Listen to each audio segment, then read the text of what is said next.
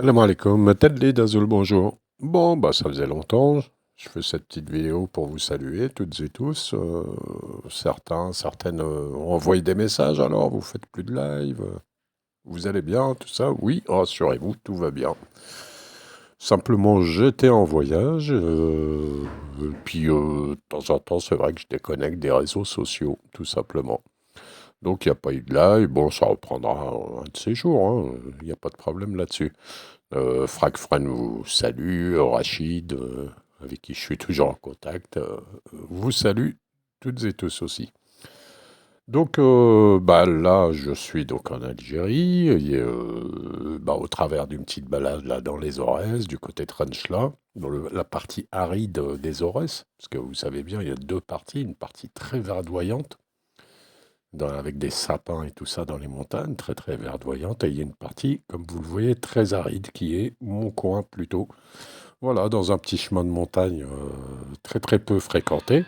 Alors, sinon, côté live, l'actualité, bien sûr, il se passe toujours plein de choses dans le monde, hein, et en Algérie.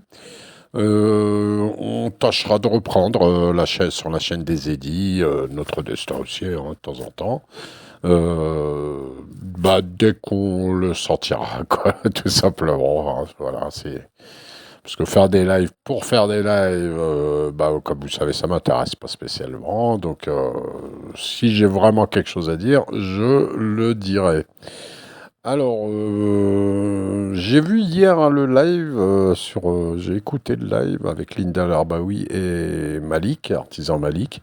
Très très intéressant ce live, hein, on apprend toujours plein de choses.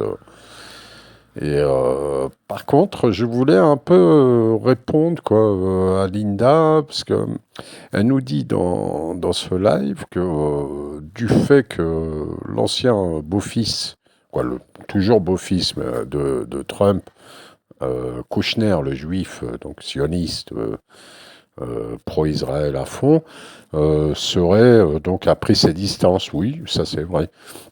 Avec Trump, donc il n'est pas dans les petits papiers. Par contre, le fils du milliardaire américano-libanais qui a marié la fille de Trump, lui ferait que la politique de Trump pourrait s'infléchir un petit peu en faveur des Orientaux. Bon, autre chose, elle nous disait que elle avait l'air un petit peu optimiste sur le fait que Trump, peut-être le Trump 2025, ne serait pas tout à fait le même que le précédent, et donc ça serait bénéfique autant pour le Sahara occidental que pour les Palestiniens, que pour l'Iran, etc. En tout cas, que ça serait pas aussi grave qu'avant, quoi, aussi pire qu'avant. Alors, moi, je vais faire ma petite réponse là-dessus. Voilà, comme ça, on va traiter juste un mini fait, ça va pas durer longtemps, qui est cette élection du maître du monde, Trump. Alors, tout d'abord, ce qu'on peut quand même constater, c'est que cette élection, le monde entier, il est dans un état, je sais pas, c'est bizarre, quoi. Tout le monde veut conforter sa position par rapport à Trump. C'est-à-dire que vous avez les nationalistes, machin, France souverainiste, qui disent super, Trump va changer les choses, il va combattre l'État profond, tatati tatata, il va arrêter les guerres. Hier, Linda était assez optimiste pour l'action qu'il allait mener. Moi, je pense que Trump, c'est un peu comme Obama à l'époque. L'Amérique, elle n'allait pas du tout bien dans les opinions publiques avec la sortie avec Bush, hein, deux mandats de Bush. Et il a fallu faire un coup marketing en mettant Obama, un noir au pouvoir, et qui allait prix Nobel de la paix, etc. Et vous vous souvenez l'effet que ça a fait au début. Eh ben, Trump, c'est un peu pareil.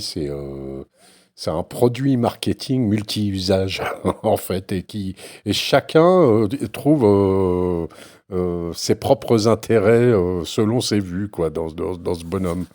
Et c'est un peu ça. Ça fait un peu drôle quand même, hein, mais bon. Alors, pourquoi je dis tout ça? Les États-Unis sont ainsi faits. C'est un État au niveau de la politique. Vous avez deux partis qui sont en opposition, démocrates républicains, mais ces deux partis, ils ont toujours les mêmes objectifs. Les présidents, ils changent, mais pas leur politique, surtout pas étrangère.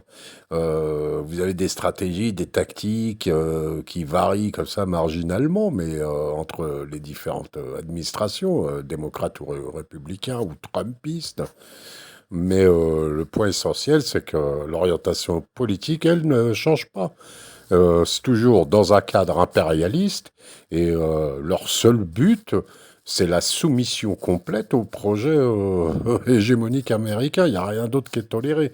Donc voilà ce que je vois plutôt. Moi, je vois une accélération de la normalisation des pays arabes, hein, vous savez lesquels, du Golfe, etc., tous ceux qui vont suivre.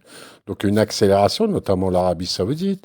Qu'est-ce que je vois au Liban? Plutôt, bah oui, il a son beau-fils qui est libanais, le père de son beau-fils est un milliardaire qui est proche, qui va être nommé plus ou moins conseiller pour le Liban, le Moyen-Orient.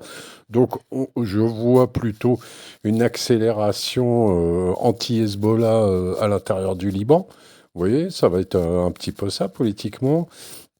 Qu'est-ce que je vois sur l'Algérie? Peut-être, ouais, peut-être vu que Exxon et Chevron, avec qui l'Algérie a anticipé des accords dans l'énergie, vu que ces deux sociétés-là, elles sont hyper influentes au niveau de la politique étrangère américaine, peut-être, oui, ça peut être, ça épargnera à l'Algérie des problèmes pour le moment avec cette administration. Bref, Trump, en gros, vous aviez Biden qui était un impérialiste hypocrite, parce que c'est toujours enrobé de démocratie, d'humanisme et tout ça, alors que c'est des guerriers, des impérialistes qui écrasent le monde. Avec Trump, vous avez la même chose, mais l'hypocrisie en moins. Trump assume. Souvenez-vous, avec la Palestine, au départ, pendant sa campagne, il avait dit à un moment, ouais, ils sont trop faibles, cette administration, il faut, vis-à-vis d'Israël et quoi de la Palestine, il faut les armer plus, faut canarder les Palestiniens plus fort et tout ça. Donc, je ne vois aucun changement possible. Ça fera peut-être, on aura un petit répit comme ça, peut-être comment dire, il naqas les guerres, un petit peu l'intensité guerrière, mais j'y crois pas. Je pense que ça va être de pire en pire parce que les États-Unis ne changent pas, même si les présidents changent. Allez, Maslama, à bientôt, Inch'Allah.